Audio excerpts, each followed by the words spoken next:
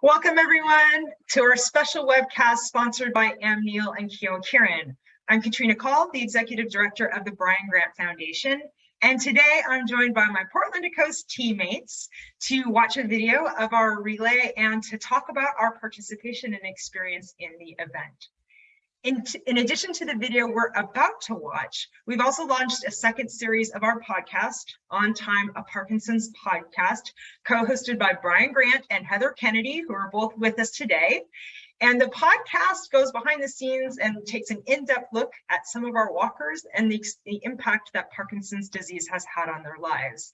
If you'd like to listen to the podcast, you can do so at briangrant.org/podcast, or by searching for On Time, a Parkinson's podcast on any of the major streaming platforms.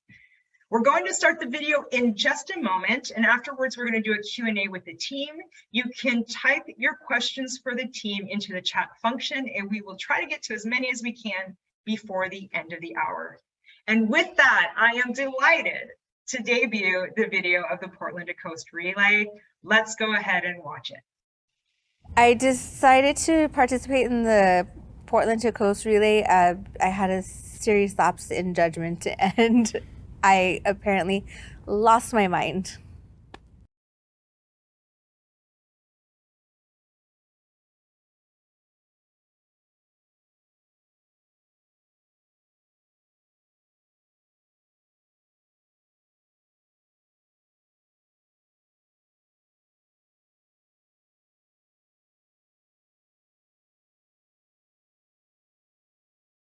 My name's Brian Grant. I played in the NBA for 12 years on 5 different teams. Grant over the clock to Grant, into Grant. The most consistent player all season long, Portland's Brian Grant.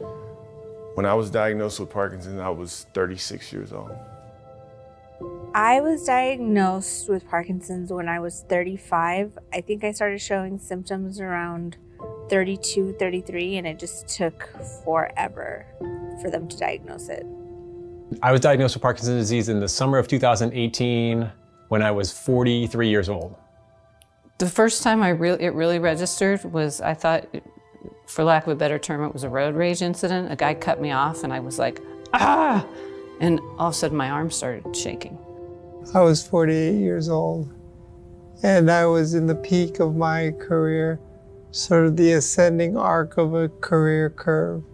My husband, Harry, had young-onset Parkinson's disease for 10 years before he passed. I had no idea that somebody who was 47 and as physically fit as Harry was could get Parkinson's. What I knew about Parkinson's was that it was a degenerative neurological condition. There's not a body system in your body that is not afflicted or eventually touched by Parkinson's. So it could be GI symptoms, it can be fatigue, it can be sleep. Depression, moving slow, tremoring.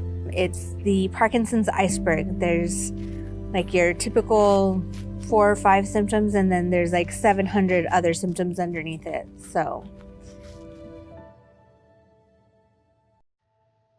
So I was honored to be invited to be part of Brian's team to go from Portland all the way to the coast, mostly because I wanted to meet other people like me that represented a diverse background. The thing that made me accept it was the challenge. I think that lion that used to be in me when I played, it's taken so long to put him in the cage and shrink him down to nothingness. I think that little tiny lion said, let's go for it. And it just started growing and growing and growing. I said, let's do it. I decided to participate in the relay because awareness is so important. I can't tell you how many times still people say, your husband had Parkinson's? How old was he? Raising awareness for Parkinson's is a really big deal to me. I spend majority of my time doing it in some way or another. And so that's really why I wanted to do the relay. I had done Portland to Coast or Hood to Coast, the running event 3 times 15, 20 years ago when I was able to run. I really can't run anymore. So it's nice to be able to like take part in the event that I once did as, you know, in my former body, whatever we want to say. I was afraid to say no to Jenny. She mentioned it during a physical therapy session. And I just said, oh, that sounds awesome, I'm in. And it was a very split-second decision. You know, the thing that I think we have the most in common is that we're all very dedicated. We're doing it because we want to show up at a normal event. No exception. We don't get any special exceptions if we don't do this or we do this or we get disqualified just like anybody else. So we're just as normal as you are. But you know what? We're just as normal as you are in regular day life too.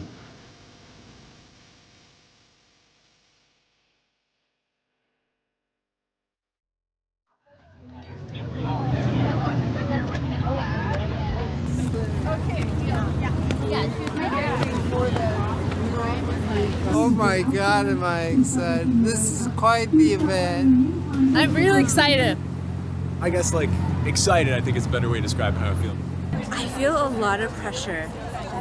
I'm the first one to potentially screw it up.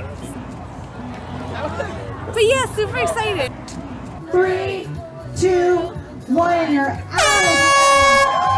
All right, Nicole, 4:10 a.m. making their way out onto the course this morning.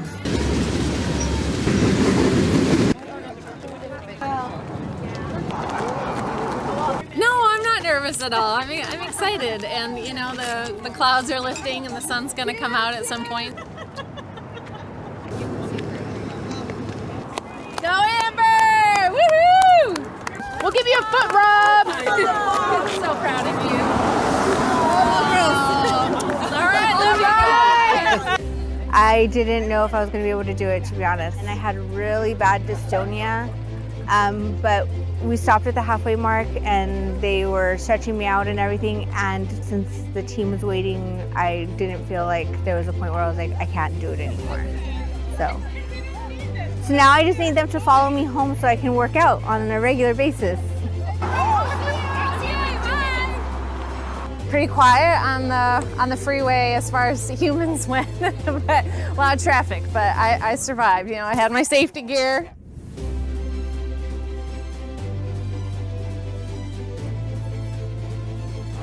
Take it away! I'm actually a little nervous now. Everybody's been going really fast. I actually feel as though I'm gonna have to get after it. Every time I start feeling like I'm locking up, I try to go into a meditative state. And that's what I did to sort of free the mind. And then I found my hands relaxing, so I could almost make it go away. Brought out my sort of competitive sort of nature, got me into the flow state or the zone or whatever you want to call it.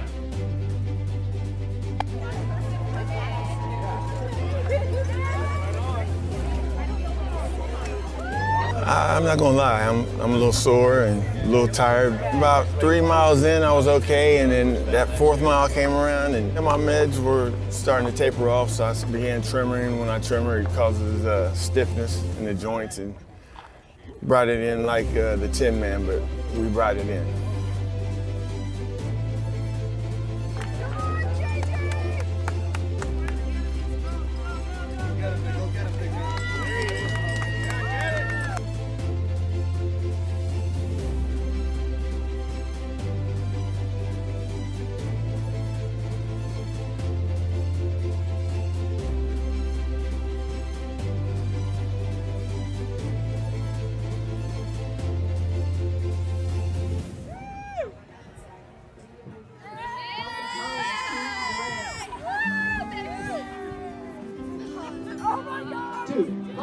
Oh my God, I'm finally here.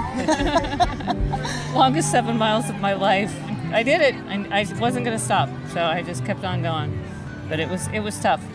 But at the start of the second leg, you know, my feet were hurting and my legs were already hurting from the first leg. At first I was like, all right, just get through this thing. But then as soon as it started, I was just like blasting through it, you know? There were moments last night or early this morning where it was a struggle indeed. But we made it, babe, we made it! Hallelujah, it's over. It's been a rough couple of days, but I'm so glad that I did it. I would like to dedicate this moment to Harry. I had the most profound walk at 1 in the morning, in the mist and in the dark, and it was just me and Harry out there, and it was a really, really beautiful experience that I shared with him. We were receiving mad love and support out there. Ran into people who either had PD or knew somebody that was really close to their lives that had it. And then for them to be able to see people like us pushing through, had a couple people stop me and say, really admire what you guys are doing out here. Parkinson's hits so many different types of people, and here we are together doing it. I actually ran a little bit, a teeny little burst, which was cool because I can't really run that much anymore with Parkinson's. Running just a little bit felt awesome, and it was like reclaiming a little bit of my previous self, you know? I'm just so proud of the whole team, especially the individuals on the team, my teammates that have Parkinson's. And we'll do it again. We'll be back next year. I would definitely do it again, no hesitation, so. I'm so proud of everyone who participated with Parkinson's, without Parkinson's. Would love to do it again, and I'd like to say thank you to my family, my Parkinson's team.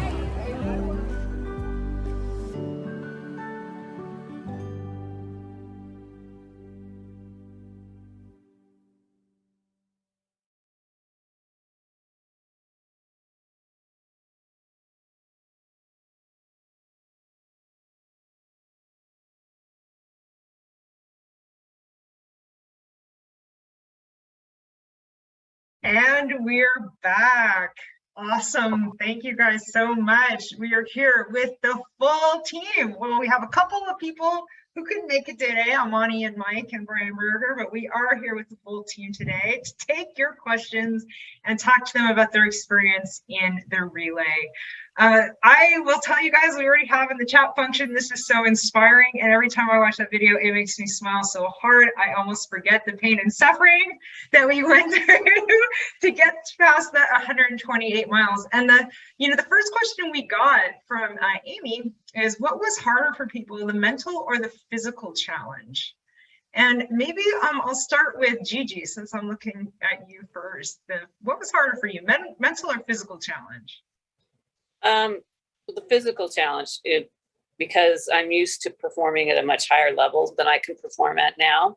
And the second leg, I tell people, they ask me how it went, and I said, well, the first leg, I crushed it. It was 4 miles. I felt great.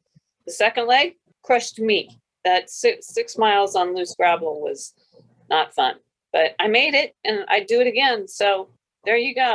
It was challenging. And I will say that since then, I have been walking more, and I walk 3 to 5 miles a day, and I'm feeling pretty good about my walk, and my hip pain is getting better. So we'll see. That's awesome. I have to say, I'm walking more too. How about other people on the team? Other people still out there walking? Yeah. Kevin and Jen, you guys participated as a couple, which is amazing. And Kevin, I have to say thank you so much for introducing us to Jen. So tell us, first of all, you guys got to train together and participate together. So what was that experience like? And what was harder for you guys, mental or physical challenge? I think the two kind of go hand in hand, honestly, because there are moments in the training process where you just don't feel like you can get out there. And I think without Jen there by my side, training with me, taking me to the ER when I got into a concussion accident, was all really, really wonderful.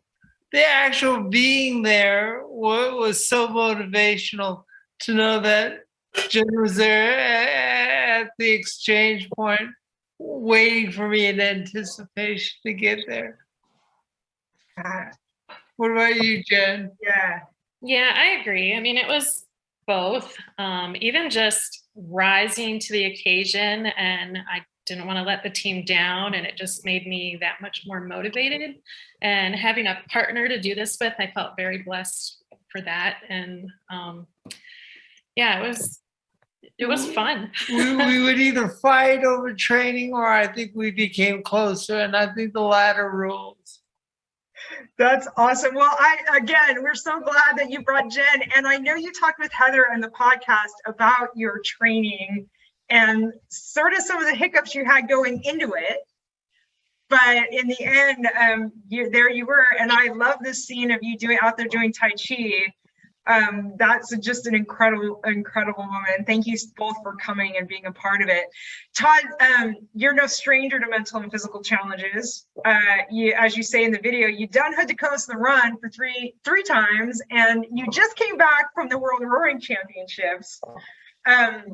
So again, challenges, athletic challenges are nothing new to you, but what was harder for you, the mental or the physical?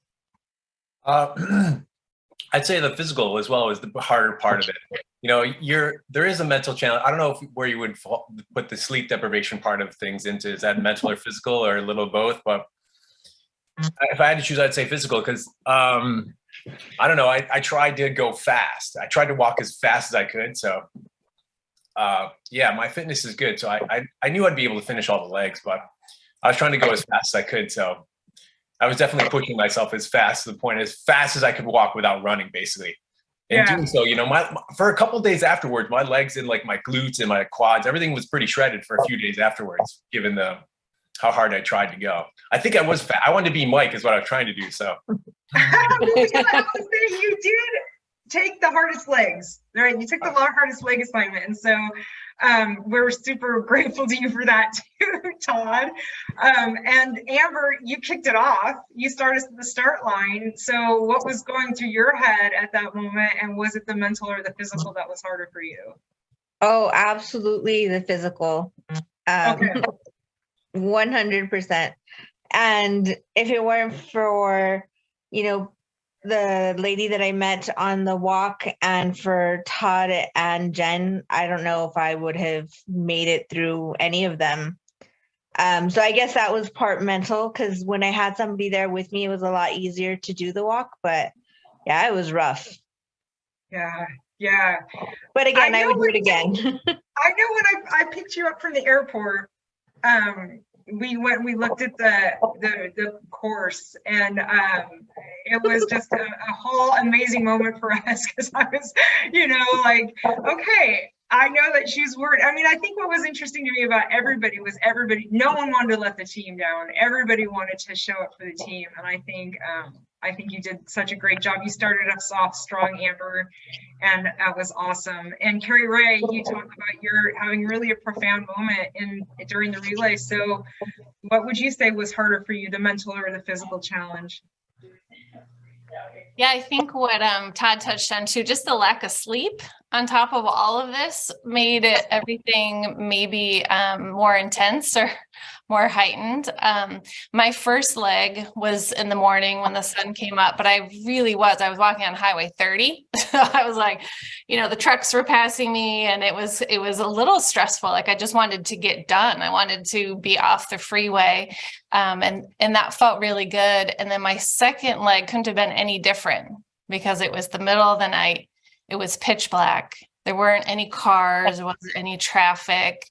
And I was just so ready. I had my headlamp on and my safety vest, and I was just so ready to start walking down the road. And I was hoping to see stars and the moon, but it was misting. The little town's called Mist. I think it mists all the time there in the coastal range.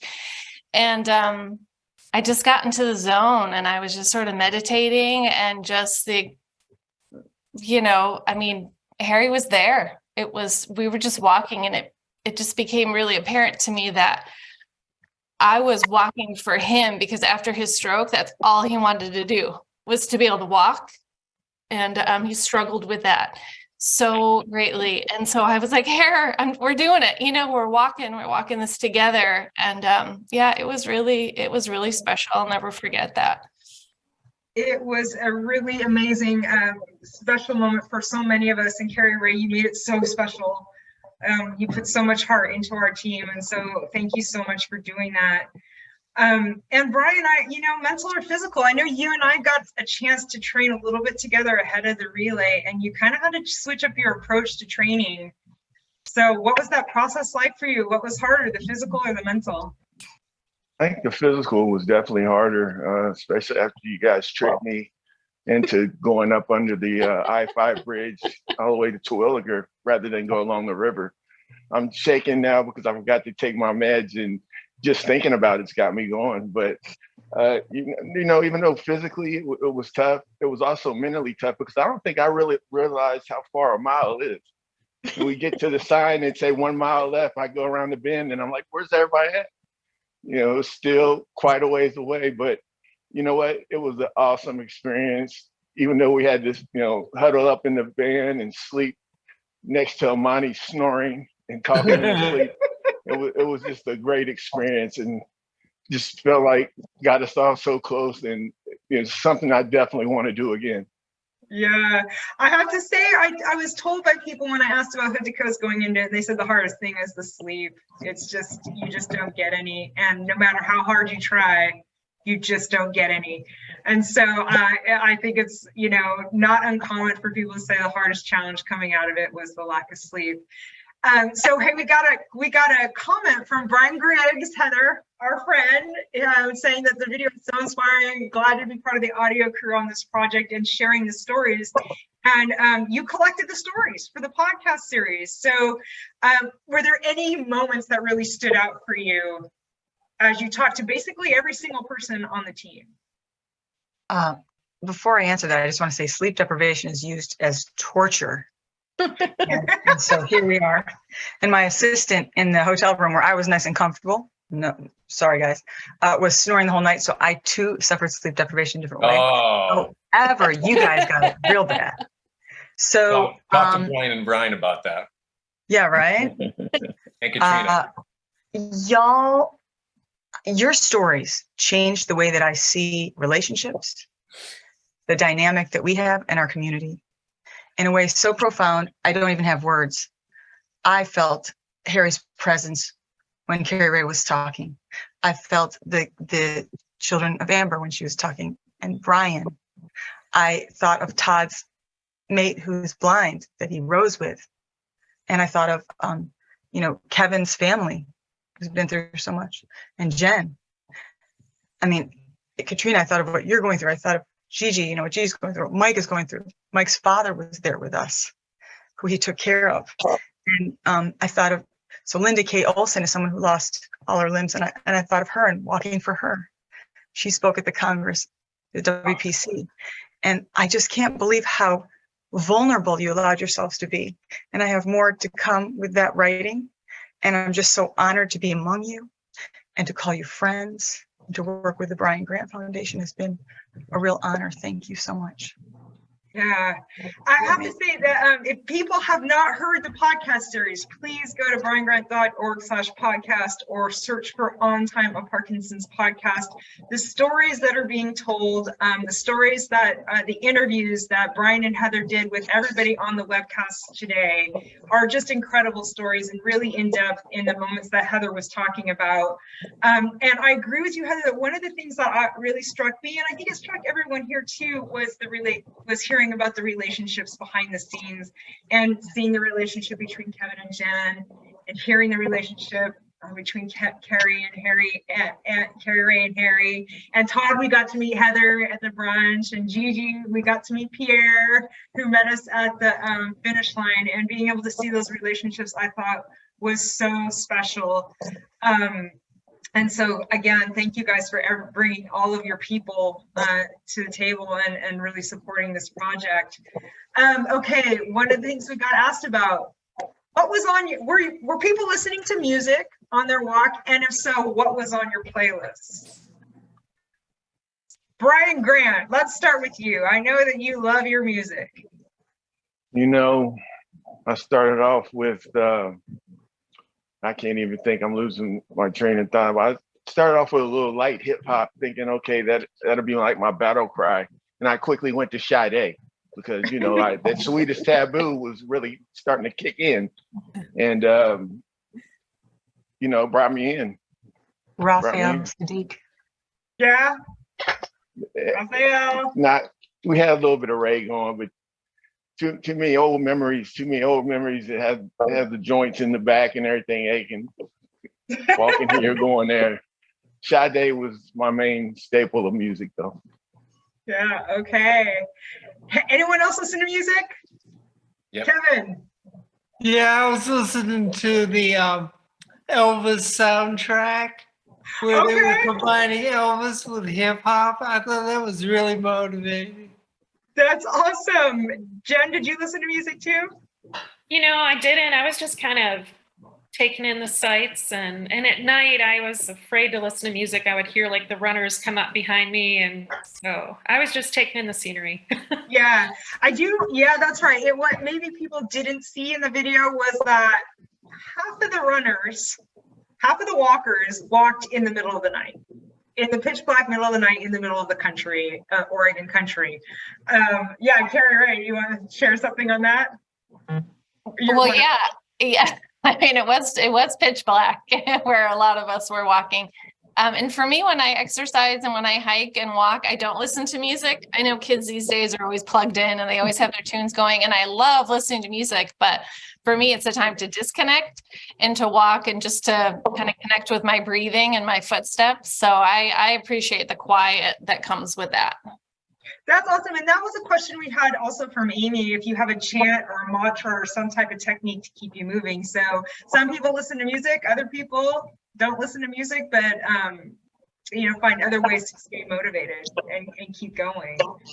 But it was dark. It was really dark, and there was no cell service. And I can't explain that to people enough. I think I sound like I'm a city kid when I'm like, there was no bars on my phone. We were in the middle of nowhere. Amber, did you listen to music?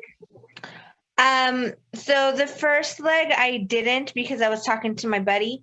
And on the second leg, I tried, and we were out in the middle of nowhere with the Rapunzel grass, and I could not connect to my Bluetooth, and nothing was working. So no, I didn't. I had Todd and Jenny keeping me company.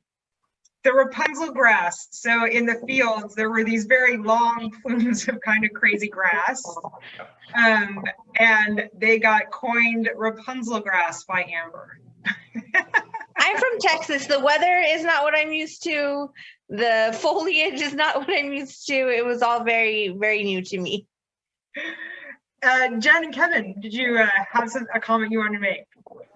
Yeah, my one comment was the challenge of walking in the dark. Yeah. One of the things when you have Parkinson's is balance. And one of the things to test balance is they sometimes ask you to close your eyes. Yeah.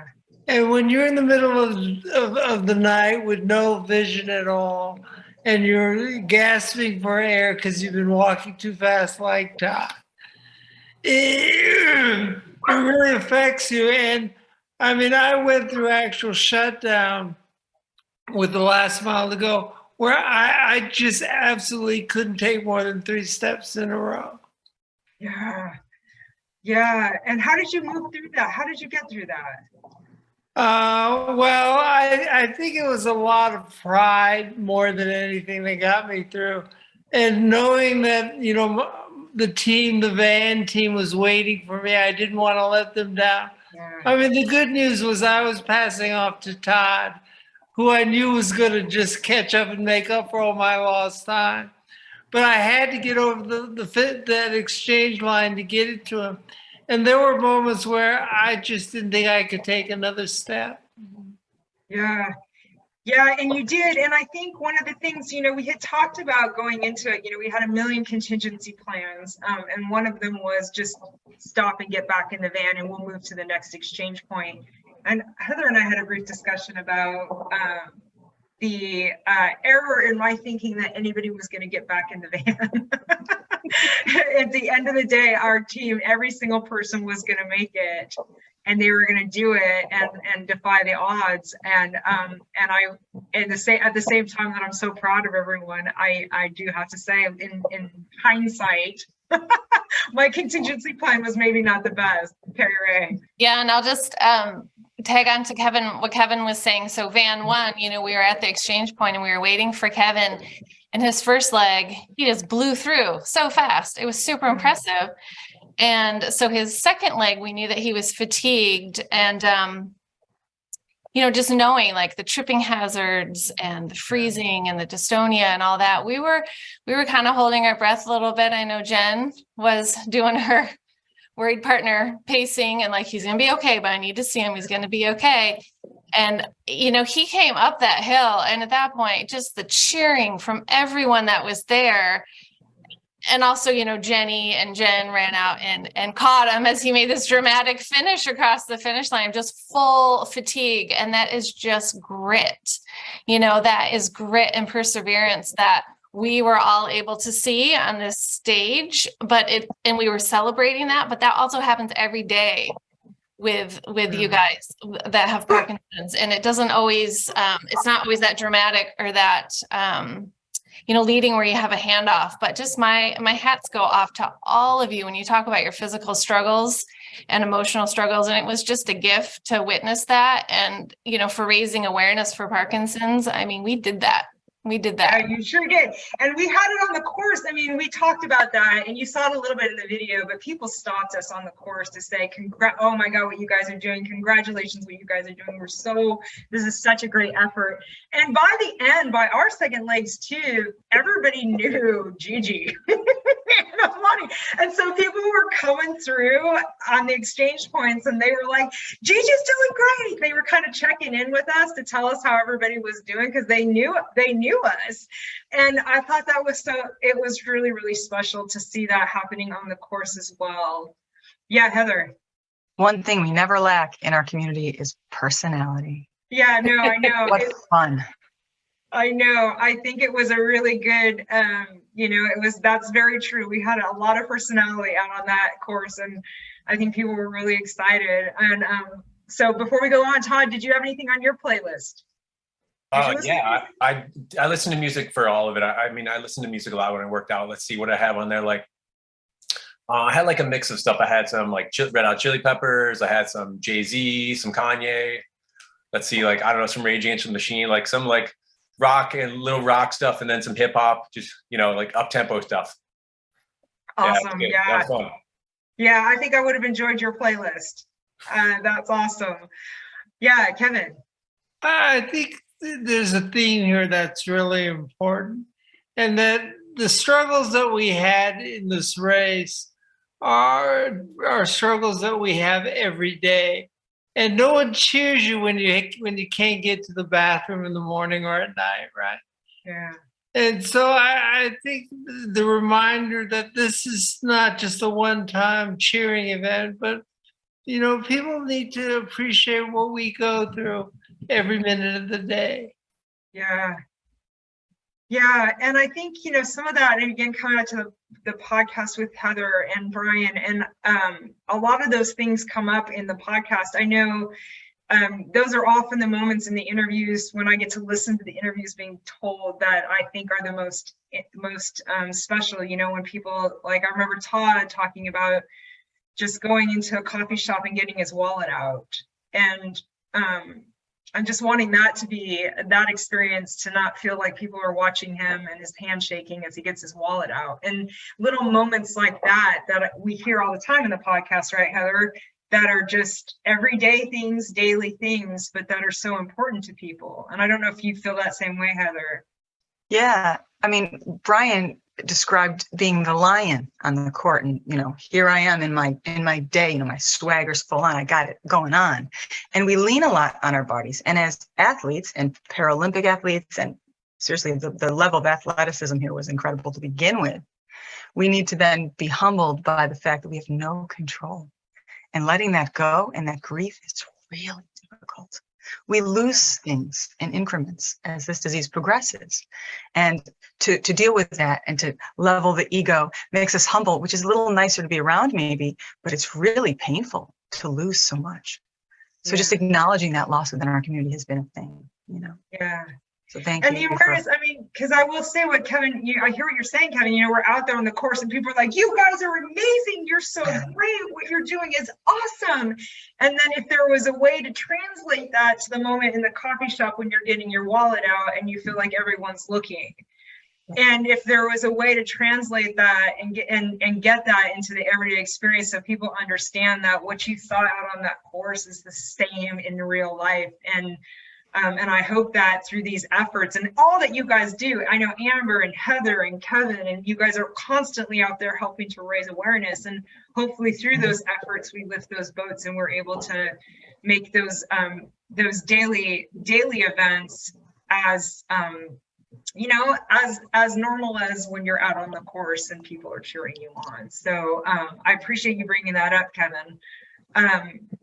And speaking about athletes, I will say just one thing. When that video came through and Brian starts talking about that line in his heart, that was the part where I broke down and cried. I don't know if anybody else had tears or was fighting back tears watching the video, but I had that moment, and it was when Brian talked about the lion, and I have seen that lion, and there are definitely reminders of my time with Brian when we spent together that I'm like, yeah, this man was in the NBA, because he's got a certain something when it comes to competition.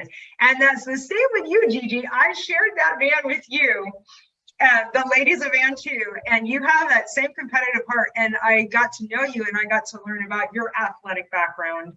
And I'm wondering how, if that competitive Gigi part of you, if that comes into play in daily living with Parkinson's, how it came into play with the relay.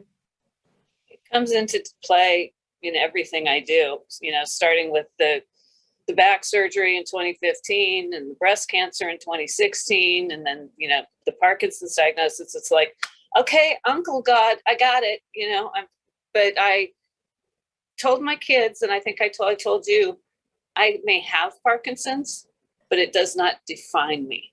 And I'm going to keep doing what I do as long as I possibly can. I skied last year. I hope to ski again this year. We're a skiing family. And my sweet husband goes, can you slow the chair down for her, please? So they slow it down and I get on, but they don't slow it when I get off. So I got to be really ready. But, you know, one of the most amazing things that came to me out of this was the camaraderie with the other people with Parkinson's, people who support people with Parkinson's. And I tell people I'm going to be friends with these people for life. And that's the way I feel about everybody. You know, it was just a very moving experience for me. I didn't have, you know, a hairy type experience in the middle of the night because I got lucky and didn't have to. My middle of the night experience was smacking Amani because trying to get him to stop snoring, but it didn't work. So, but no, I just feel very blessed to be part of this. And, you know, it's not fun and it's not easy, but I love you guys. It was, I felt the same thing. I mean, we hear that a lot when we do other programs for exercise or what have you, and we hear that a lot from people, that it's the camaraderie that keeps people going back to their exercise class. It's the camaraderie that keeps people motivated toward their goals. And I think that was a common theme I heard from everybody at some point in this relay was, I don't want to let the team down. So that accountability to the team, and then how much love there was between all of the teammates. And even to this day, we used Carrie Ray set us up on a WhatsApp group checks and to keep us all motivated to exercise. And to this day, we're all like, how's it going, everyone? So it's a clear sign that like people are still very much like feeling that team camaraderie. Kevin and Jen, did you have something else you want to add? Yeah, I'd like to make a special shout out to two people that are not on this call today from our van one, and that's Jenny and Maggie, our expert chauffeur, Mary Andretti driver. But Jenny specifically coached us through weeks in advance and got us here. And I have to say, without her there, I mean, I feel so indebted to her for what she does, not only to the community, you know, the Parks community as a physical therapist, but what she did for our team. Yeah. And I love the part in the video where Gigi's like, Jenny, I couldn't say no to Jenny. And we had a little moment for Jenny in the video, which I thought was just fantastic. Because I do think, you know, in knowing Jenny, working with Jenny over the years, she just really is a testimony to how wonderful physical therapy can be with Parkinson's and people without, Jenny's helped me many times too. So I say shout out to Jenny and shout out to physical therapists, because they have a very special skill set that is just, when, you know, they do a great job for many people, and I just think that the world of their profession. So to all the physical therapists out there, sending you love, and we do miss Jenny today. But I was glad that we got that little moment with her in the video. Brian, speaking about Amani, you're out there with your son. How was that? It was a special experience, especially watching the video. He's his father's son. I can tell you, we walk next to each other. It's like, mini me walking next to. But the thing that really got me, other than his snoring and all, him telling his secrets to the whole band, not knowing, was that last leg. I knew what was coming up. It wasn't a race, but I knew I had to finish the last leg. And I'm looking and I'm just seeing a hill with trees. And I started getting real nervous, and he picked up on that and he just said, "Dad," I said, "What?" And he goes, "I'm walking the last leg with you." I go, "You already walked the leg." He goes, "It's okay. I'm going to pace you. Just stay behind me." And when he did that, the ego in me wanted to be like, "No, I can do it myself." But then the person in me that really needed that was like, "Thank you, son. I love you." And we just had a special moment, just walking through those woods and getting on the free. I mean, it wasn't easy, but it wasn't. He made it to where it wasn't super hard. Just sticking with him. So that was my special moment with him, my oldest. Yeah, it was awesome having Amani with us. Carrie Ray. Yeah, and Brian, that's such a gift for him too. You're talking about your pride and letting him do that, but for him, he will never forget that experience, and you won't either. And I asked him at the end when we were at the beach and everyone was exhausted and we were kind of deliriously walking around in the hot sun, feeling elated. And I asked him what his favorite part about the experience was. And he's, without even thinking about it, he said, "Walking with my dad." I mean, so, sometimes it feels like asking for help, but really it's letting somebody else do something that makes their heart really happy. That's the gift. Yeah. And it was awesome being at that exchange, because we watched Gigi and Mike come in together, and then we watched Brian and Amani walk off together. And it was a really special experience watching that last leg take off as we had made our way to the beach. But I do want to say Amani and Mike, who aren't with us today, but both of them came in. Both of them have fathers with Parkinson's. Both of them care for their fathers with Parkinson's, and it was really a delightful experience to be able to have that aspect too. We know there are a lot of people out there who have a parent with Parkinson's who are out there taking care of their families too. So shout out to those people as well.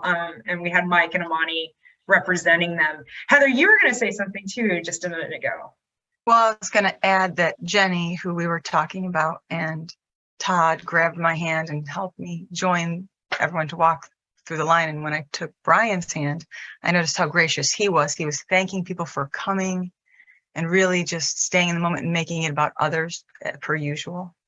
And then I was going to say that just as Amani's joy is infectious, Carrie Ray's memories of Harry put us on a whole nother level, a whole nother depth, a whole spiritual and soulful journey here too, so that it stopped being just about any walking. It became something more. At least that's how I perceived it in interviewing everyone. And, at the end, the support that everyone was showing each other really just broke me. It broke my cold black heart wide open. So I really appreciate that. So thanks so much for that too. Yeah, thanks. Yeah, I think it's, again, I think that was probably the number one thing people came away with was just the camaraderie and the love for each other and that respect for each other for getting this thing done. And I know that in our van, we definitely had a lot of fun moments in between us being pretty nervous. I mean, I think we were all really nervous, not knowing what we didn't know. It was a new experience for everybody in our van. So I don't know about everybody else, but when it was my time to go, I was like, I can't believe I'm this nervous. I've been walking and training. I'm gonna be fine, and yet I was so nervous every time. And you crushed it. You crushed it. I think it was out of sheer nerves. I was like, I remember the second leg just being like, oh, I can't believe I am this nervous. And I think it was going back to that accountability in the team. Kevin. Yeah, no, kudos to you, Katrina, to you and Brian also. for the courage to pull this event together, because it's not easy to put people who don't know each other into an event that you really have never done before. And I mean, the magic happened, right, when you assembled us all. But it could have gone awry so many different ways. And then it takes a lot of guts to do what you guys did as a foundation. Yeah, well, thank you. I mean, I know, the first call I made, I said, Brian, what do you think? And he was like, all right. And I know that's how that went. But months later, when he would recount the story of my asking him for Portland Coast, he said I had to twist his arm. He's like, never again. That was not the true story. That was not the true story. Todd, we haven't heard from you in a sec. I do want to ask you too, just real quick, as an aside, how did that World Rowing Championship go? It was awesome. It was really fun. I mean, we finished in 5th overall, which, to be honest, was a little disappointing from a results perspective. We thought we were going there to win a medal or maybe even win the event, but we did the best we could, and it was fun being around like all the best rowers in the world and being part of that scene, and wearing like your USA gear, and then, as I said, Prague is a like really interesting city. So yeah, it was fun. Well, I have to say, Todd, that when we first asked you and you were like, well, a month later, I'm going to the World Rowing Championships, so I'm not sure. And I thought when I hung up the phone with you, I was like, oh, he's never going to be able to do this. And that's such a bummer. And when you called back and said, I'm doing it, it was the moment that I was like, okay, this really was meant to be. It was definitely meant to be. So, and the other thing I loved about the video is every moment, Amber, you were so funny.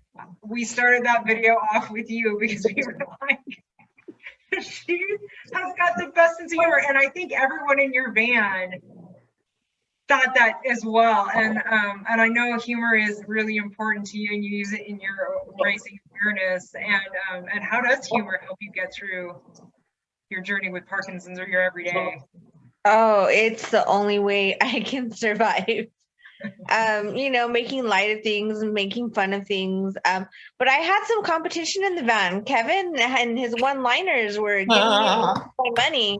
Yeah. The ringer. I heard about Kevin's one-liners. I did. I mean, it was really fun because when we were watching, the clips from the video, Amber, we were like, what one do we use? They were all so funny. You had so many funny moments.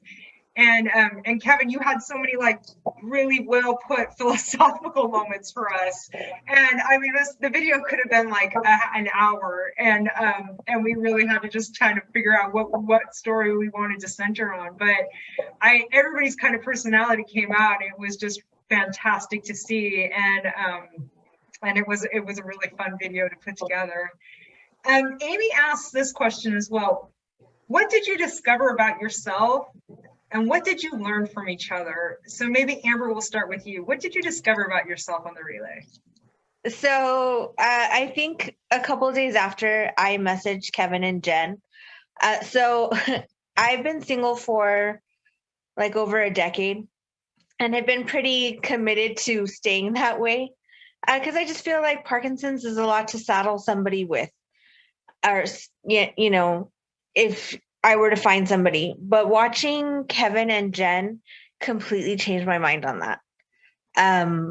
Listening to their story and how they met, and how Jen was just absolutely committed to being there for Kevin no matter what. And she doesn't feel like it's an obligation. She doesn't feel like she has to do it.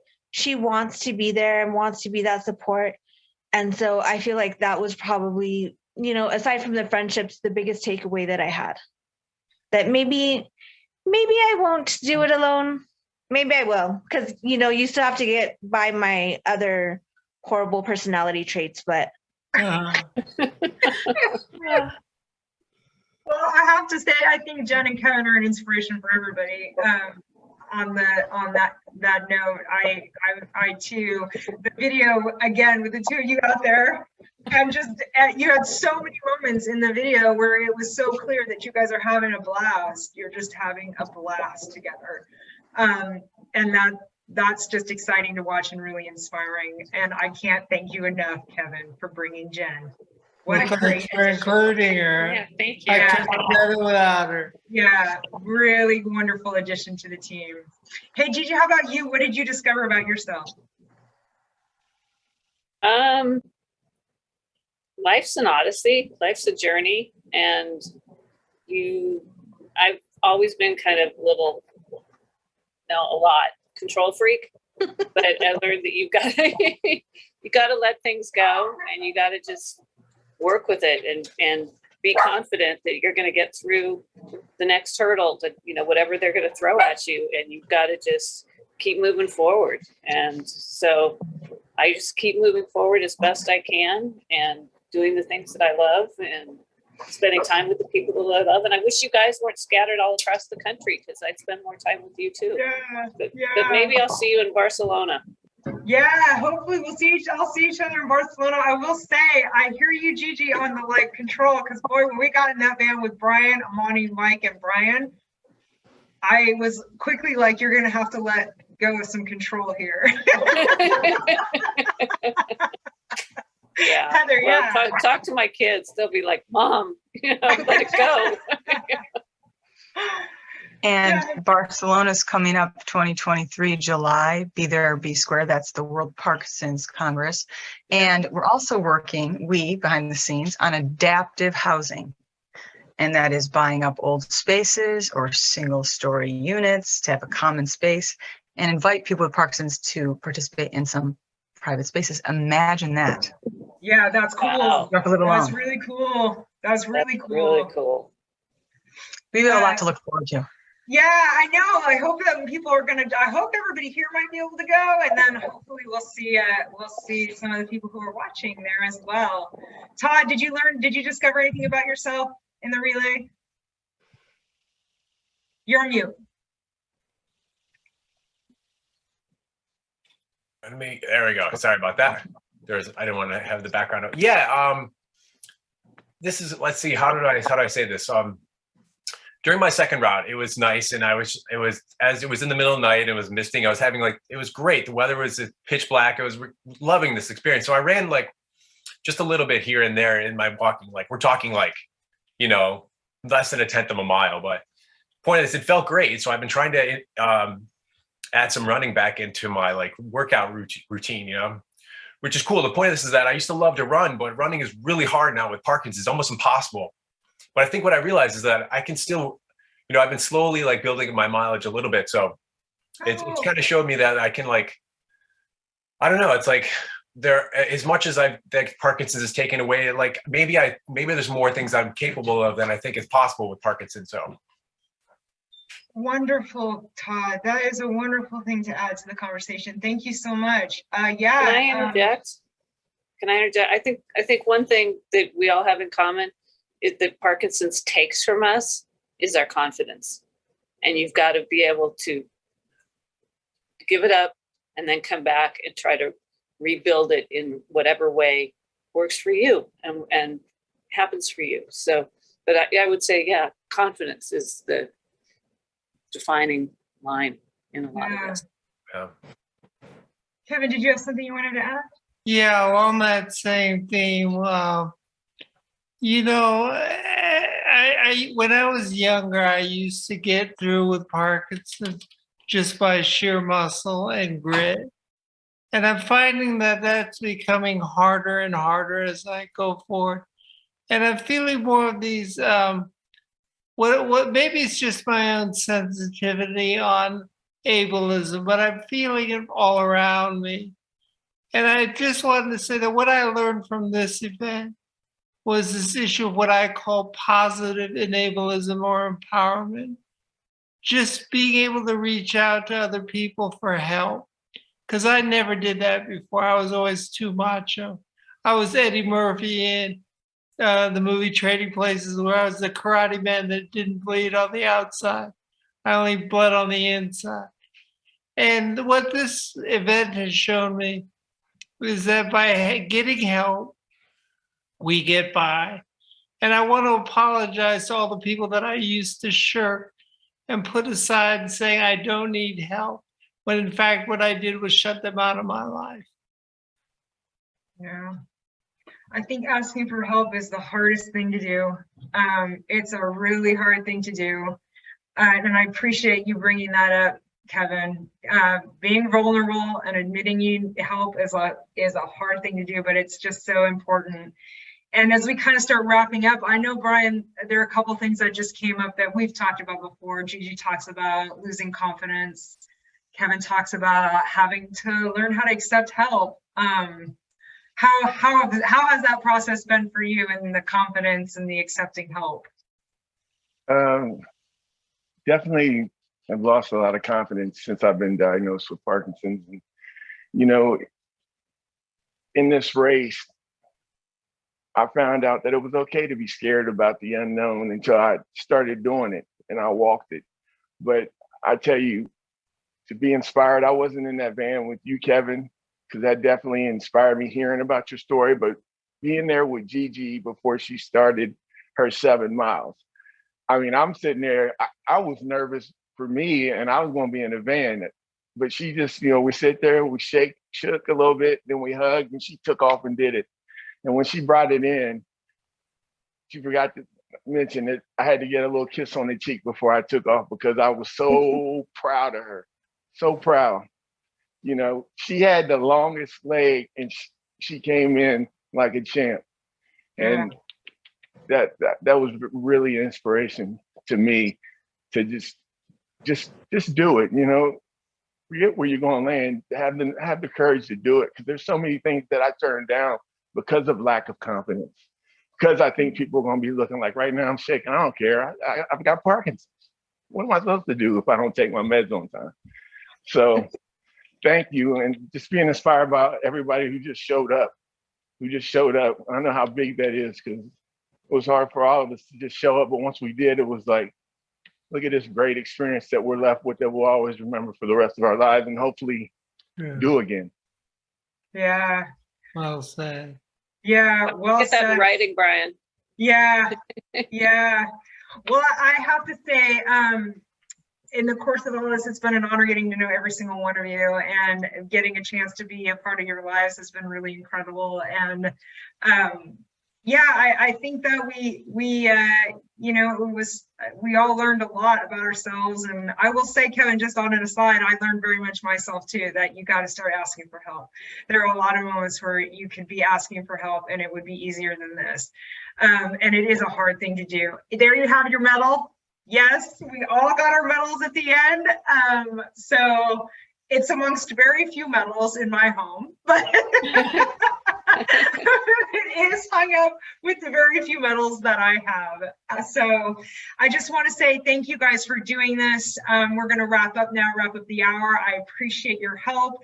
Everybody that's watching, thank you for joining us. We will be back here next month, the second Wednesday of the month, at 12 p.m. with author Dave Iverson, who will be talking about his book about being a caregiver for his mother for National Family Caregivers Month. And with that, I want to say goodbye to all of you, and I will see you very soon. And thank you for joining.